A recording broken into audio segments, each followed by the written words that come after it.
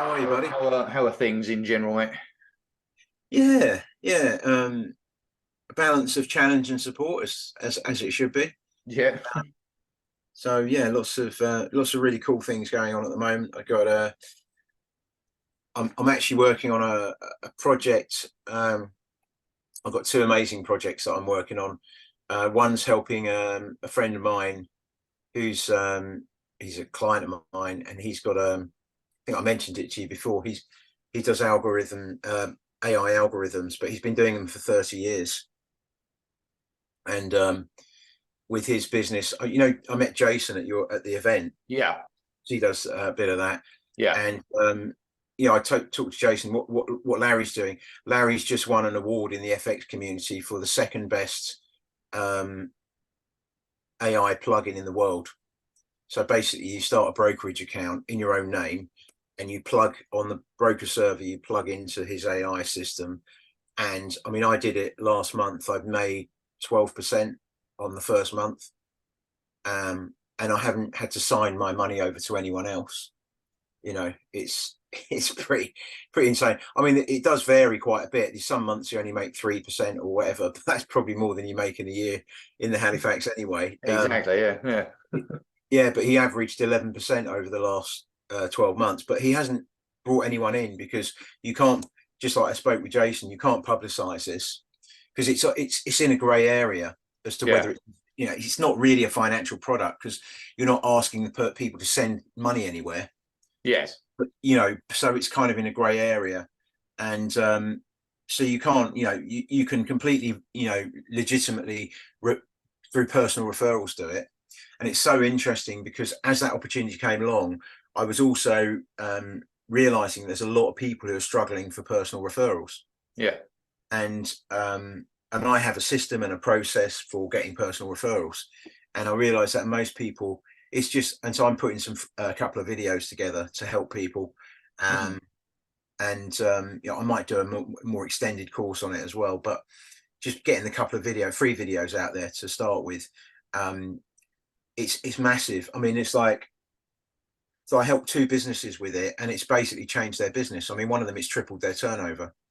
Yeah. One particular business that I work with.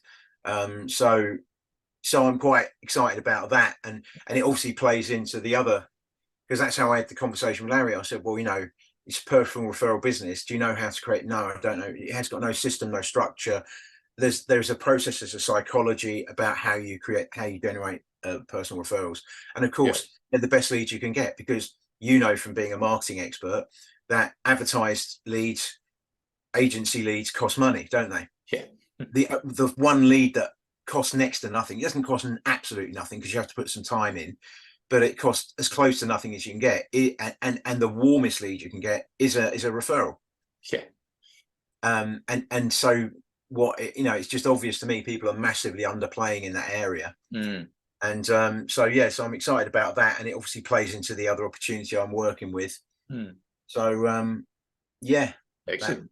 that was That sounds very interesting. I'll have to find out more about that.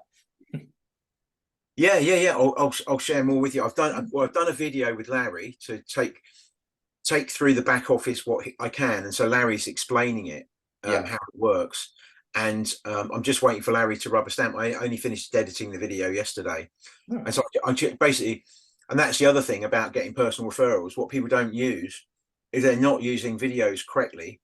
Mm. One thing I'm also reasonably good at is shooting and editing videos, but also it's not about having videos that look wonderful. It's about videos that are going to get you referrals. Yeah. And what a lot of people don't know is they don't know how to position it. But the other thing is, a lot of people don't have it. The video should do all the heavy lifting for you. Yeah. And the reason, if you look at the real reason why people don't get referrals, there's a whole bunch of reasons, and I've kind of identified them all. And the process I've created overcomes most of those obstacles. So, for example, one obstacle is people just forget. Yeah. Yeah. Another obstacle is someone who's an accountant, but you don't know exactly what they do or what kind of accountant they are. That's another one. Another one is the person you're referring isn't quite drawn in by, because Whereas if they had a video, someone, they get a feel for their energy, and there's that. There's the time one works both sides, not just you having time to explain to people, but it's, if I recommend someone, quite often I can't explain to the person what they do as well as they can. And plus it takes the time. So if I've got a video, I've just got to say, oh, you've got a dodgy back. I know a brilliant chiropractor. Let me send you a link. And I send a link. And when I've got time, which might not be then, but later on in the evening when I'm having a cup of tea, I thought, oh, I'll play that. And it's a chiropractor pops up. This is a person I've actually worked with. Yeah. And this chiropractor pops up and says, my name's Damien. This is what I do. This is how I help people. Blah, blah. And you get a feel for it. And this is why chiropractic works and blah, blah, blah. And person was like, yeah, that sounds like, and obviously this is geographically restricted because people go around visiting. But if I know people in that area and I recommend, it's like suddenly the person goes from a sort of cold potential referral who's, hasn't got time to like, oh, wow. And he knows my friend John. Oh, okay, I'll ring him up, make an appointment. Yeah. So that video has basically, whereas had you not had the video, you might not have had time to explain who Damien is. And you may not even, because as you're on the phone to him, you're busy, you're in business. And you know that, well, if I mention Damien, I'm then going to have to explain how I met him or something. I'm going to have to explain a load of details. Yeah. And I'm busy, he's busy, we haven't got time. Whereas if I can just say, oh, I know, brilliant chiropractor, let me send you a link. Boom. And then, you know what I mean? So it does all the heavy lifting. So pretty much that's a lot of the content in there. I'm doing 2 videos, and this is the kind of content it's got in it. And just something I call referral funnel. And literally every business should do it, because even if you're and lots of people have successful marketing and advertising campaigns, brilliant, do all of that, but get your referral strategy in order first, because that's your best and cheapest leads. So you should be getting those in order first. So that's the video I'm doing, and I'm actually implementing it with the FX opportunity, because there's no option with that one, because you can't advertise it, you can't put it on a web. I had this conversation with Jason. He says, I can't put this information on my website, and I said, yeah, I know exactly what you mean. Yeah. And it would be interesting if somebody did, because then there'd have to be a test court, because there's no case law on it. Because you're not selling a financial product. No. But are you giving financial advice? Well, you're not really. So the thing is, people just say, well, to avoid that, I'm not going to put it out there publicly. For this particular product, the only business you can get is referrals. So it's a great, these things are aligned at the same time. Yes. I'm going to have I'm going to be doing it. I'm going to do it for my own business. So the free videos I'm going to put out will get me loads of referrals. I know they will, because I know the formula and how it works. Yeah. And people don't get it. They just, and the other way that I say to people, and I say this in the video, I say, I'll ask you this question. Think of a professional person and it could be a massage therapist, a fitness coach, an accountant, just any professional person that that you think is really good at what they do. Yeah, you can think of one or two people who are good at various professions that and then there's a double edged question. One, have you referred them as much as you think you could have done? And number two, have they got as many referrals as they probably deserve? And the answer is usually no and no. Yeah. Yeah. So that proves the point. Yeah. And if they had given you a little video where you just had to say, oh, I know a really good accountant, Gary White, bang, and you sent a video. Now, not everyone would necessarily open it, but some of the people you mentioned, well, Alex did recommend this person. I've got a spare 5 minutes. I'll have a look, Yeah. Yeah. It makes it removes the blockers, doesn't it? That's what it removes the blockers. And so Gary, I don't know why I'm picking on him, but he would have got more referrals from you if he'd created this video. You see what I'm saying? And then you monitor it, because obviously what you do with the video, you don't send it out to your entire network at once, because you could get overwhelmed with leads. Yeah. And also you want to split test. So you want to do the way that you headline the video and all the stuff, all this stuff. But and you may end up getting feedback on the initial video and saying, well, I'm going to do a second version because of feedback that I've had, that kind of thing. And you just basically put this out there, and people are more likely. And and the good thing is to do an updated video, usually maybe once a year.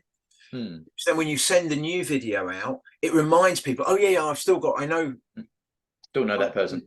I know that Alex is really good at startup businesses or whatever. Almost like a kind of a video business card in some way. Yeah, that's what it is. And that's the way it's going. And so I've got another young client that I'm working with in the States. And what he's actually saying to me is he's applying for some big jobs at the moment. He's just got his MBA. He's a son of one of my big clients in the US. And we've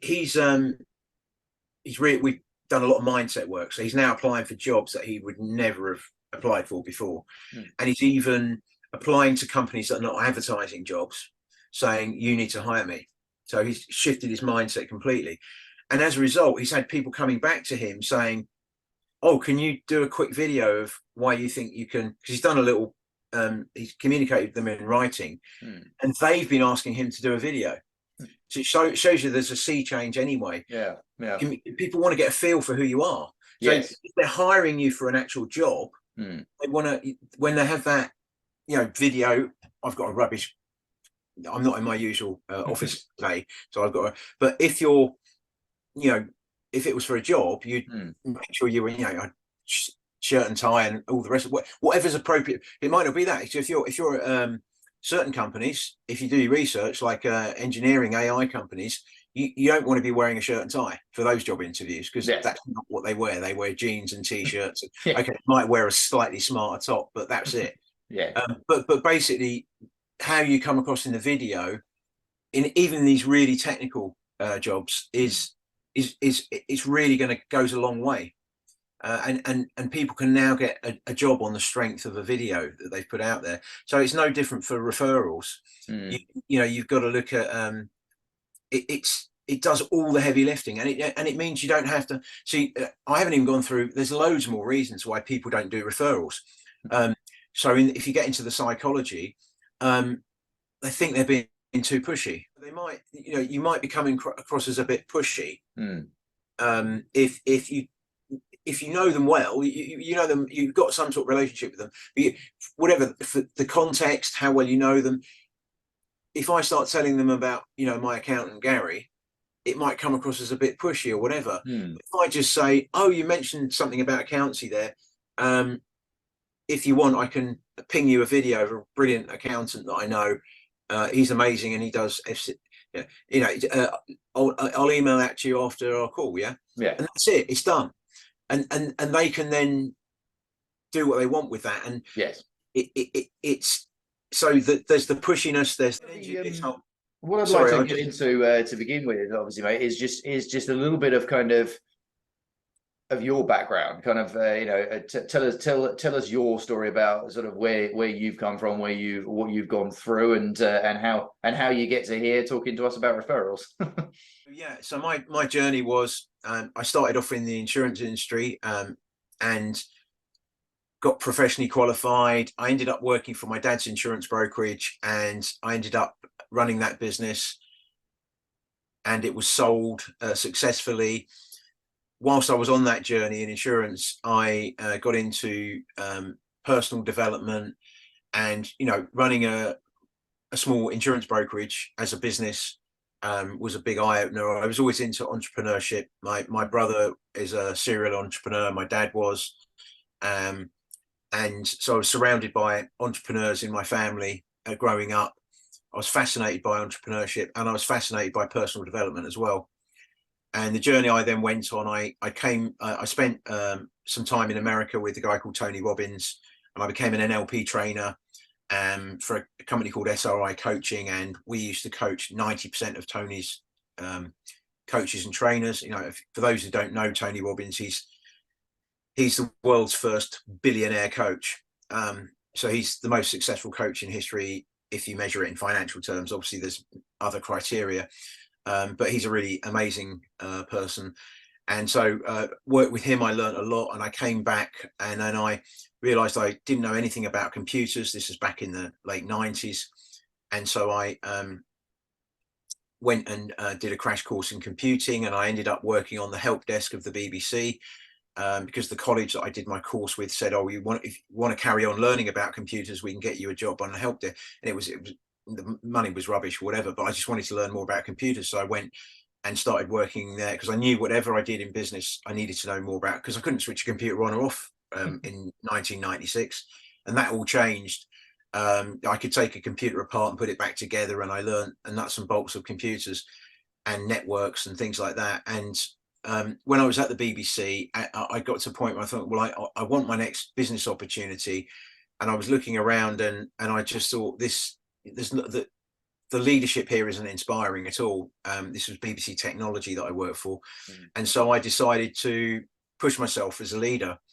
And within 4 years of being at the BBC, I was running digital production, which was the largest project in the BBC's history.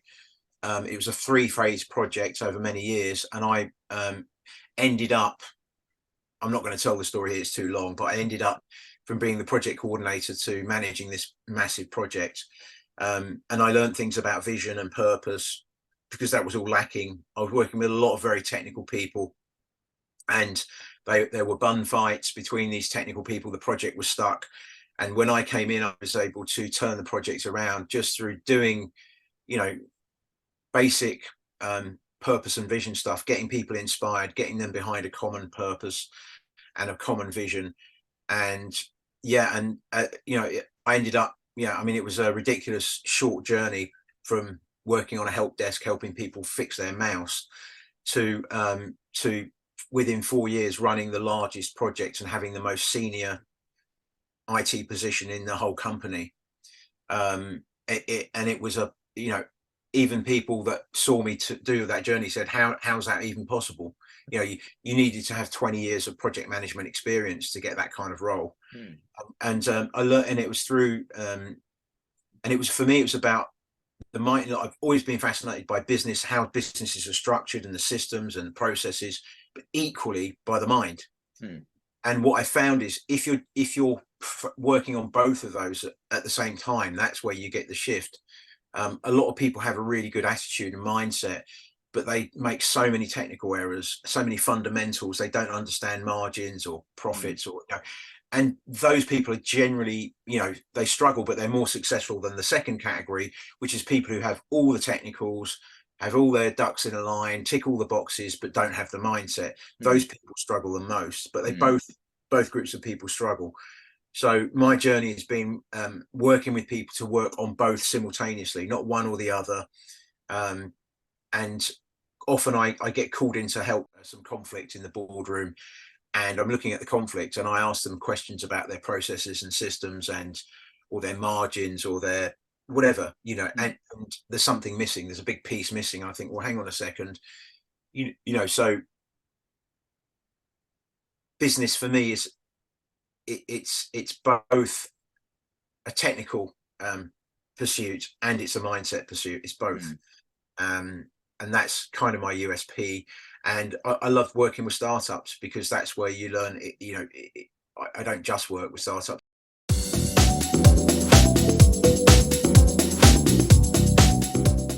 Okay, so we got up to where you were talking about the sort of mindset side of things, and where that kind of led you.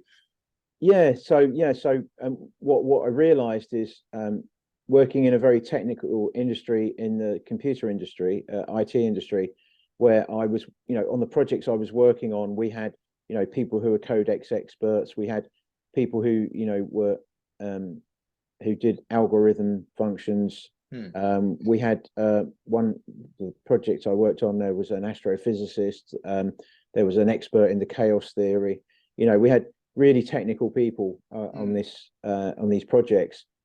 And that's when I realized that the reason that the project, when I became project manager, had been failing, was because the mindset side of things, and the people didn't have a clear common purpose and outcome and vision for what they were doing, it wasn't inspiring them, it wasn't bringing them together, and they weren't cohesive as a team. And there was loads of technical fights. And the thing that always emerges for me is the ego. So the amount of incidences between two technical teams or two technical people, it was almost like an intellectual battle they were having with each other, and it was a massive obstacle to the project. So if you looked at the project, I think we used MS Project back then, and if you looked through the charts, and there was lots and lots of things that were, we had a red, amber, green status, and there were loads of reds, and lots of the reds boiled down to two technical people working on a project couldn't agree about something. Right. That's what it really boiled down to. Then there was some technical flannel as to why it was held up, and people would accept that. Once you got people working together and got them inspired and firing, you got them fired up, and you got them agreeing, yeah, we need to do this, and wanting to do it. All of that technical stuff, 90% of it, not all of it, but 90% of it melted away. And you were only left with the 10% of real technical issues. And that's what people could then focus on. And so that was something I realized. And then, because I found it very rewarding, I found it very easy. People thought I was some sort of genius. And yet I wasn't. I was just getting people together, and it wasn't difficult. And it was, and this is what I encourage people in business. You want to be doing things that you find easy. And just because you find it easy doesn't mean everyone does. Yeah. And that's where everyone, Warren Buffett says, doesn't he, that nobody could be a better you than you. And so when you're authentic and you realize, wow, I'm actually good at this, maybe it's engaging people, maybe it's technical stuff where you're, like the example I told you earlier about my friend who's an FX trader who's brilliant at algorithms, been doing them for 30 years. So he's a geek, he's very technical and brilliant at what he does, but there's other elements that he's not good at marketing and getting people in. So everyone's got these talents and gifts, and when you get a team, and that's where when you're building a team, that's what you want people, if you've got someone whose job is to answer the phone at the business, you want someone who loves talking with people, and they've got to know what they're talking about. But there's so many square pegs in round holes. It's a cliche, isn't it? But it's so true. So I found I really was inspired by that. And so what I realized is I'd had small business experience, I'd had medium and large business experience, I had the IT experience, and I realized that with all the personal development work I'd done, I thought, well, I'd love to be a coach and a mentor for people. And so that's what I decided to do. And that was nearly 18 years ago. And I've been working as a business coach / mentor for ever since. And I work with I love working with younger businesses. Yeah. And one of the things I love helping people do, I call them purpose-driven businesses and purpose-driven people. And a big part of that is having a clear sense of what your real values are. And a lot of people don't, both at an individual level and at business level. So having clear, because people think values is just some sort of fluffy, nice to have thing. It's not, it's everything. That your values as a business, the core values of your business are the reason people do business with you. So I had a client, so I've got a client, they've been nearly 30 years, they've been a major classic car dealer in the US. And when I got them to do their values exercise, that they had an idea of what their core values were, but they didn't. But one of the things I do when I get people to find out their core values is to go out and speak to people that know them. Can be family members and friends, but clients, people they've worked with. Why do you do business with us? And what was really interesting for this particular business, the one that came back that blew them away was the word transparency kept coming up. You're so transparent. And in car dealership, even classic car dealership, that can be an issue. And they never even realized. And they had a client that had been using them for 25 years who said, the reason I deal with you is because you're so transparent about everything.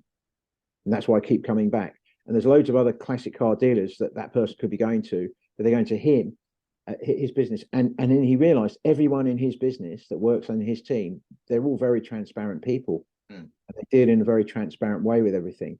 and they didn't even think and realize that that was a core value. Yeah.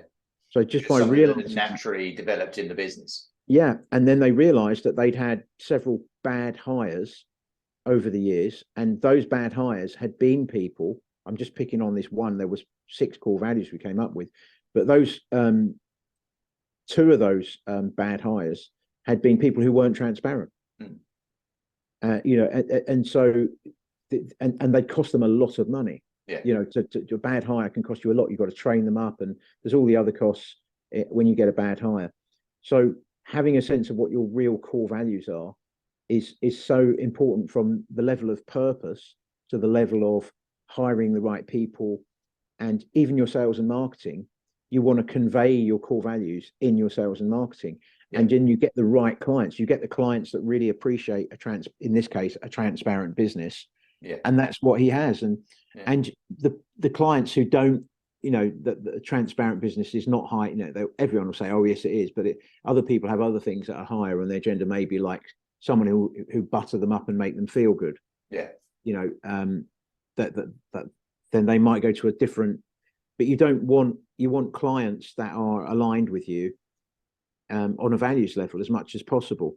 And then the business, you're not always looking for new clients, because your clients will stay with you and they'll stay loyal and they'll refer you. And something I've mentioned, personal referrals. When you've got values aligned clients, you will get more referrals. Yeah, because they feel connected with you in a way that goes beyond business, doesn't it? And that's where it works. Talking about cars, actually, it leads on to a point I wanted to talk to you about. Obviously, you've got a lot of experience in the startup space, and most of the people who listen and follow this podcast are people who are interested in the startup space. So, yeah. And I think there's you've got a very interesting connection with a startup that actually ultimately failed. But I wanted to talk about that, because I think it's useful for people to know and understand what can bring those things about, because it was initially successful, it got funding in and so on, and then it did eventually fail. So I'd like to kind of understand the experience of that and kind of what came in there, and obviously as much as you're able to tell us about that, obviously. Yeah. Well, funny enough, I was the founder of CarShare. I had a conversation with him yesterday. And I mentioned that I was going to be on this podcast. Look, it had been an amazing journey. So with CarShare, it was an idea on a piece of paper. And I remember sitting down with Andy in the British Library, where we had a coffee, and he had this amazing idea. And Andy had been a successful CEO of a business which was sold very successfully, a travel business. And so travel was this thing. And CarShare was about peer-to-peer car sharing, like the Airbnb of cars, essentially. And we found there was a huge gap in everything else. So we're going back, when the idea was on a sheet of paper was 6 years ago. Okay. And everything was very different. This is pre-COVID, a very different world then. And so the model on which we're based, you're building a platform. So we were not scheduled to make a profit for at least 5 years. And I remember thinking we might not make a profit for 10 years, because if you look at all the platform builders, the Facebooks, the Airbnbs, those kind of businesses, Ubers.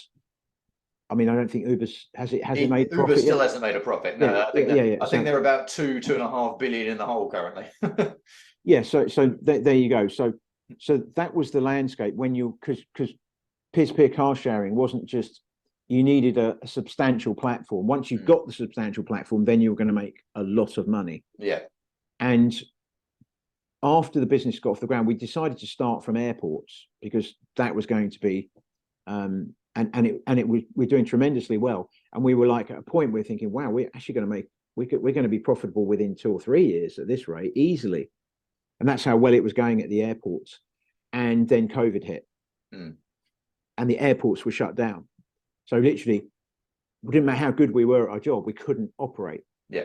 And all of our, and now we had a plan to, once we were established at the airports and we got close to profit at the airports, all profitable at the airports, we were then going to expand into cities. And so that pushed our thinking towards that. And obviously COVID was real disruptor, because there was a period where people didn't want to be using other people's cars. Yeah. But the concept was amazing, because basically 96% of the time cars sit there doing nothing, gathering dust. So if you've got a car on your front drive or outside your house that 96% of the time isn't being used, and the road you live on is congested with cars, if people just shared their cars, so you wouldn't need as many cars on the street. And so it meant if some people only need a car once a week or something. So it meant for that once a week, someone in their street, they could literally hire a car, and they'd have a range of cars they could choose from. And they could have, Pamela's, Renault Clio, or Roger's Porsche Turbo 911, or, Camilla's, Land Rover, or Fred's Ford Mondeo. It really, and they'd all be within walking distance of your house, and you could hire it either for a few hours or a day or 2 days. The people, so it was a brilliant, and we had the technology platform built. We had the telematics, which were inserted into the car. Once you registered, you had telematics, and you had automatic key technology. Yeah. Inserted, so people only need a barcode to open the car. So there wasn't even. So we were making it as frictionless as possible. We were using a great, incredible technology, and we had deals with insurance companies were going really well. And then things you always expect challenges in business. So the big challenge for us was COVID. That put us back. But the bigger picture, we still think we could have got through that. But the thing that, and COVID was part of this, is the entire psychology of investment. So we were good at raising money. We raised $1.5 million to get out of the starting blocks, 3 million on our next round of funding, and so we were incrementally raising more money each round of funding, and we knew we'd be funding, and of course you dilute shares. There's a whole set of protocols when you're raising revenue, raising investments, and most people, the investors at the beginning knew that that's what was going to be happening, but the entire mindset changed. People no longer had the patience for people to build platforms. They wanted to see profits in 2 years or less. Yeah. And there are some investors we were speaking to, and there was a lot of firefighting around COVID. So we had a lot of investors who basically verbally said, "Oh, we're on board with you for a long," and they said, "Well, we've got all these other challenges and issues, and we're not going to be able to fund you." So eventually what happened fairly recently is we got into our funding round, and we needed 3.5 million, and we only raised 1.5 million. And that was because loads of people who we were banking on had withdrawn, and because they'd actually said to us, "We've changed our criteria for investing." And it's a fundamental change. So that, when you're building a platform, is so it's all changed now.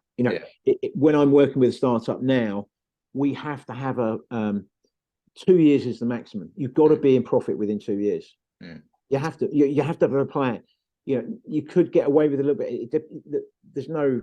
You can get away with sort of hitting a break-even point within 2, and then making profit into your third, but you're not going to get much more of a runway than that. Yeah, exactly. The runway has shortened significantly. So basically what happens is you've got to be more creative the business has got to be more innovative and more creative. And it's creativity. It's the number one thing. There's an IBM survey every year, isn't there? And they go to all the top CEOs in the FTSE and the NASDAQ, and there's a load of questions they ask them. And one question they ask every year is, what is the number one attribute needed for business leadership in the current market, in the current climate? And 7 years out of 10, creativity was the number one thing. And in the 3 years where it wasn't, it was still in the top 3. Yeah. So that is the thing. So in terms of, you've got to be innovative, but you've also got to, it's not just about coming up with a lot of fancy ideas. You've got to demonstrate that idea. There's got to be something. You've got to have execution. Yeah, you've got to at least run a pilot or had some kind of where you can show, look, this actually works. We've done it and it actually works. And the challenge with the platform businesses are really challenged. So the way they seem to be going at the moment is an existing profitable platform business like Amazon is in a position to start another platform business. Yes. That's but for a newbie, it's a lot more difficult. But it doesn't mean it can't be done. No, that's it. I mean, I was just going to mention that obviously when you think about the biggest tech companies in the world at the moment and the most profitable ones, they're all platforms. And so it doesn't really make a lot of sense that it's difficult to start a platform these days. It doesn't make a lot of sense because of how big they've become and how profitable they can be.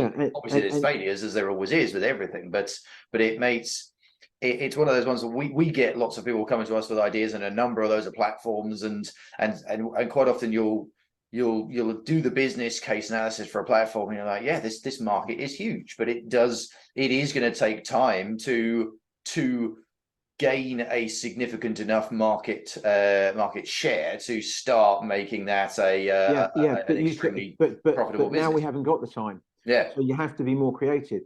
So there are some models out there that give you clues. And again, I'm big on personal referrals and whatever kind of business you are. So one of the best personal referral models out there was Dropbox. Dropbox came in, they were a tiny little company, and they basically said, here, you can have completely free of charge, 2 gigs of storage. And if you recommend a friend, they'll get 2 gigs of free storage and we'll give you another 2. So some people worked out, wow, if I give away, I've got 50 friends in my network, that'll give me 100 gigs of storage. Yeah. And some people were getting a terabyte. They were giving, they found, 500 friends. So, and it spread, and it was, and all they needed was to make sure on the server end that they had the ability to scale, which they did. Yeah. And it grew exponentially. It's one of the fastest growing companies in history. And so that's very clever and very innovative.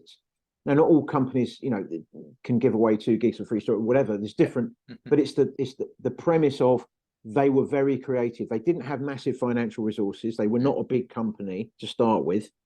They had a reasonable amount of access to storage space, server data, and that was pretty much it. And they had a really good marketing strategy. And they grew exponentially. So it can be done. And that could be done in today's market, because Dropbox were profitable very quickly. Yeah. Well under, the 2-3 year window, they were profitable. So that's what you can do. Yeah, it can be done, but you've effectively what you're saying is in the startup space these days, what you need is a way to achieve that as quickly as possible, basically. Yeah, you've got to have. There's 2 types of energy. One is creative energy, and the other is critical thinking. And like, you've got to know your numbers. You've got to know the data and the numbers, but you've also got to be incredibly intuitive and imaginative and in touch with that side of yourself. If you're the entrepreneur, you've got to be able to have this amazing imagination, but you've actually got to be able to execute and show the numbers work.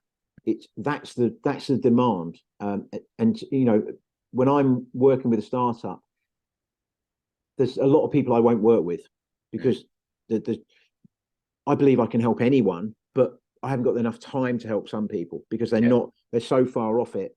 And I've met people who've got the money behind them, they've got all the technical stuff, they don't have the creativity in their business. Yeah. And it's not going to work. I've met other people who've got very minimal funds, but they've got massive creativity, and they're going out there and they're executing. Those are I'm quite happy to work with them. Yeah.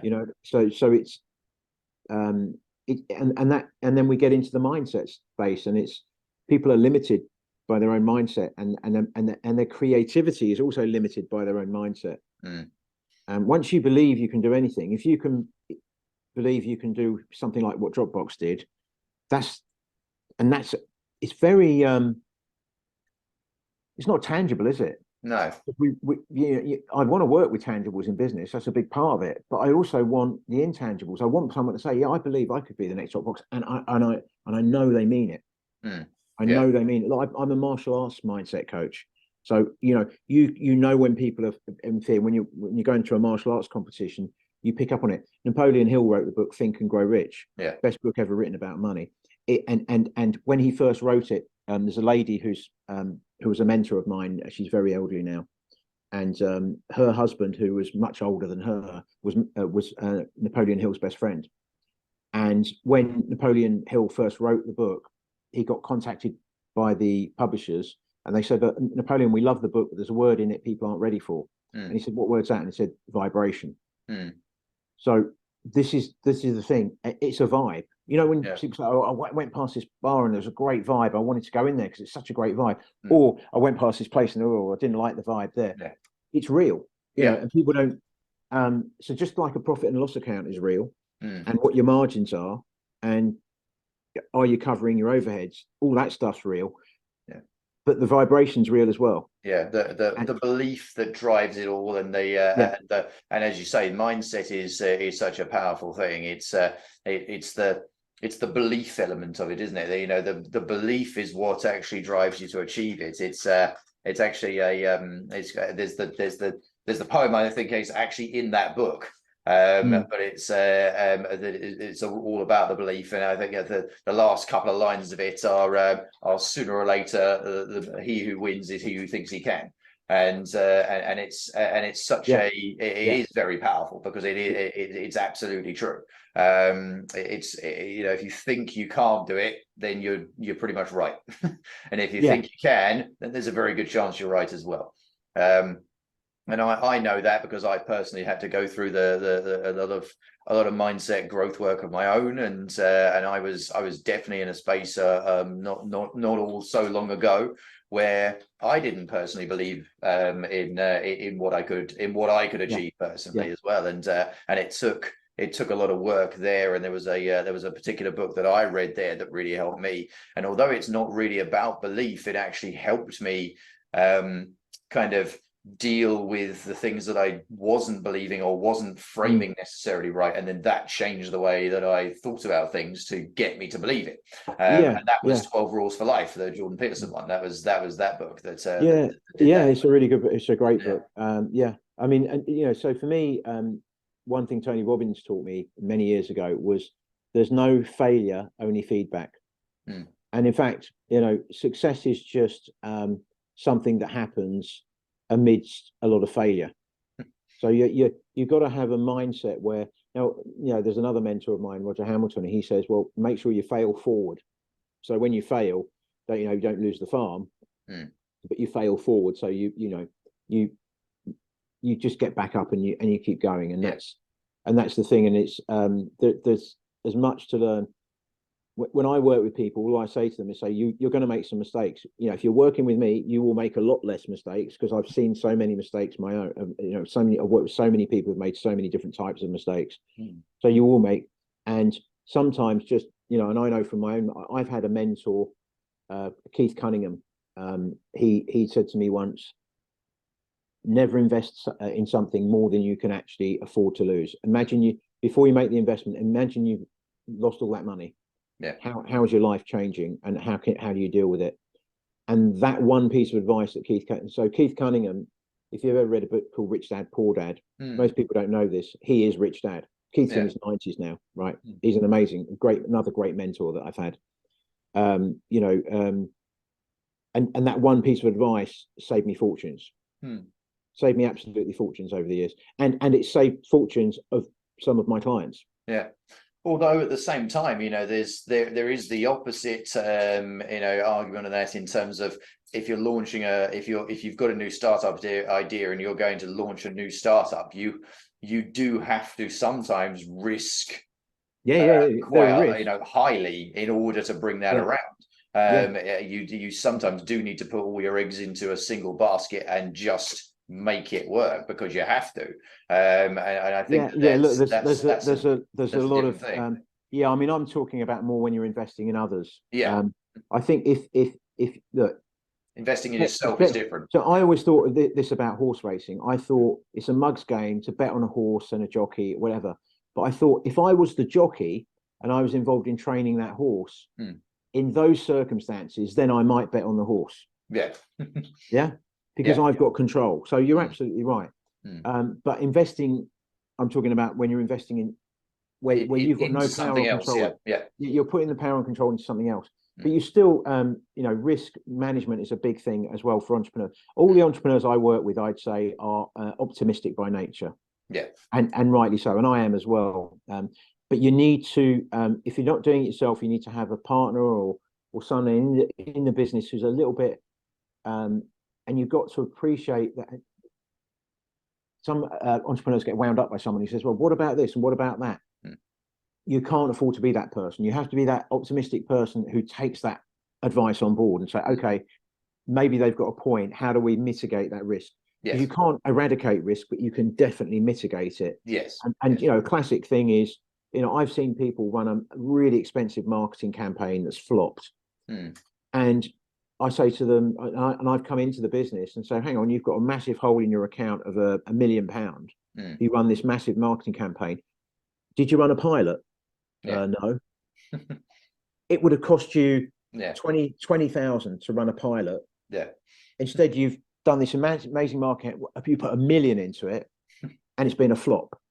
You know, why didn't you do a pilot? Oh, nobody told us. We didn't think about that. And these are clever, smart people who've made money. You know, successful business people. And so there's simple things like that. That's where a mentor and a coach will come in handy.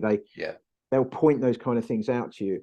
And I say, don't just have one mentor. You know, when I'm working with clients, depending on what the speciality is, if they're a technical engineering company, they need someone of that ilk. I'm not that person. They need someone like that. So I might help them find that person. So you need various. I mean, Richard Branson was being interviewed once years ago, and you know, sitting there as a multi-billionaire, and the guy said to him, "Oh," and Richard Branson mentioned he had a mentor here and a coach there, and the guy said, "What do you need a mentor or a coach for? You're so successful." And he said, "No, the reason I'm this successful is because, you know." So he talked about Freddie Laker, who was the first independent airline company, Laker Airways, and they broke the hold of the big. And Richard Branson said, without his mentorship, I wouldn't have no idea how to get an aeroplane, how to, you know, and get the whole thing off the ground. You know, Virgin Air basically wouldn't have happened without Freddie's input. And he said to the guy interviewing him, "Oh, I think I've got 5 mentors I work with at the moment and 1 coach." And it's the same. You know, you take Tiger Woods. When Tiger Woods was #1 in the golfer in the world, he was having a conversation with someone, and he had 6 coaches. You know, he had a putting coach, a swing coach, a mindset coach, a nutritional coach. You know, and the guy's confused, saying, "Well, you're the best in the world. Surely you don't need a coach." You know, and it's like people don't get it. They don't. No. You know. No matter how good you get, you always need that outside look. It's it's like you're talking about within a business, especially a startup, especially when it's an individual entrepreneur, someone who's literally an individual person who's come up with the idea and has decided to start pursuing it. It's almost an absolute necessity that they have someone who is that outside looking in perspective, to be able to provide context that they won't necessarily be able to see. Yeah, exactly. I mean, actually, the golf, it's so easy to get buried into your business, isn't it? Yeah, exactly. And the metaphor of the golf swing. So this is why, you know, Tiger Woods was the best golfer in the world, but he'd have a guy like David Ledbetter or whoever it was looking at his swing because he couldn't see necessarily what he was doing. And David Ledbetter or whoever the swing coach was would say to him, you know, have you thought about this? Because it seems you're slightly out of alignment here or something, or you'd get more.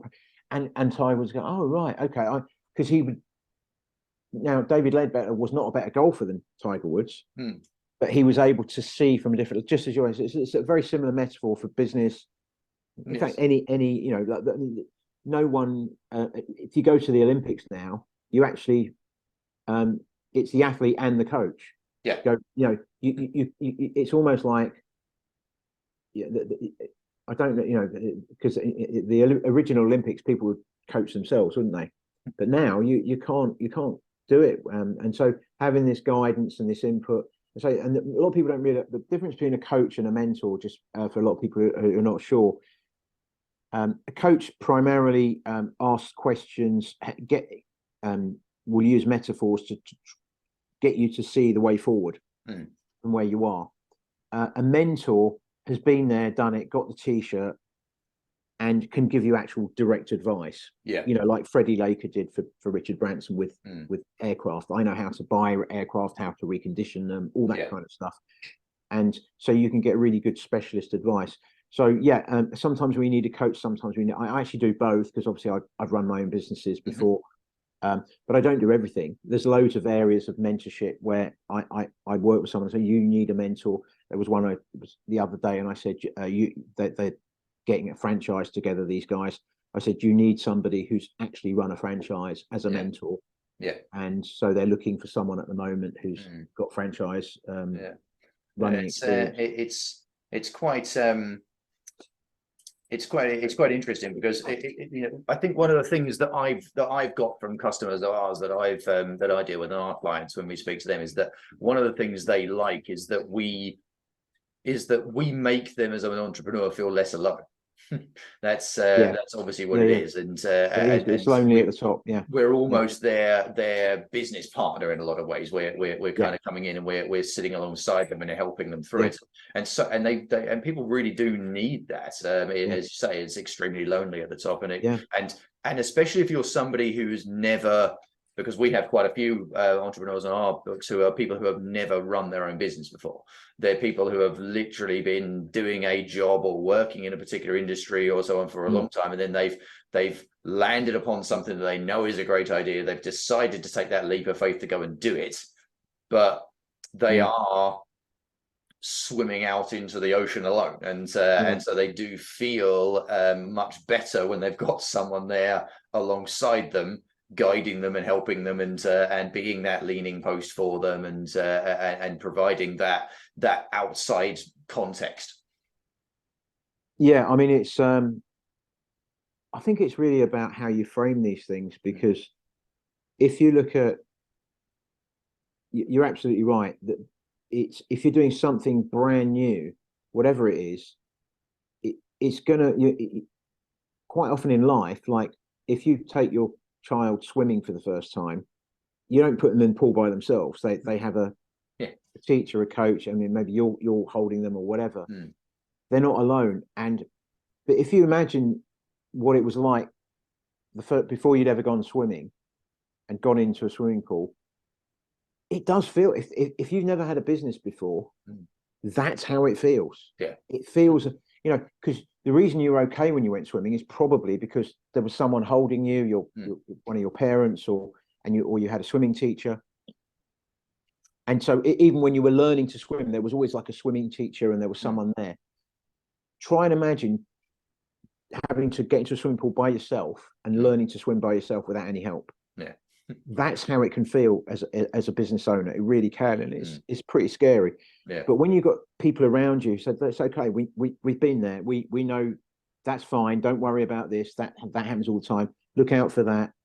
You've got, and that's what we are. I often think of myself when I remember when I took my kids swimming, and they're both really good swimmers now. But I just remember they're having their first lesson, because I'd taken them swimming myself. But when they had a teacher, and I was at the side watching them, and I thought, wow, that's kind of what we do in a business level. It's like a perfect metaphor. And of course, my kids are better swimmers. I mean, I was a decent swimmer, but my kids are better swimmers than me, better swimmer than I. They're brilliant swimmers now, and that's great. And there's nothing more rewarding than that, when you see people become more successful than you. That's what I love. I love that. Yeah. What would you give? What would you say is the sort of the top piece of advice you would give to a startup founder? Someone who's right at the beginning of their journey. What's the key advice you'd give them? Number one piece of advice is kind of three things. It's have an inspiring vision, and have and then prove that vision's viable. Do what do you need to do to prove that vision's viable? So it's kind of it's two things. I could boil it down to two. I was going to say here. So have an inspiring vision, and then ask yourself, so now it's a vision. Now I start building some bricks.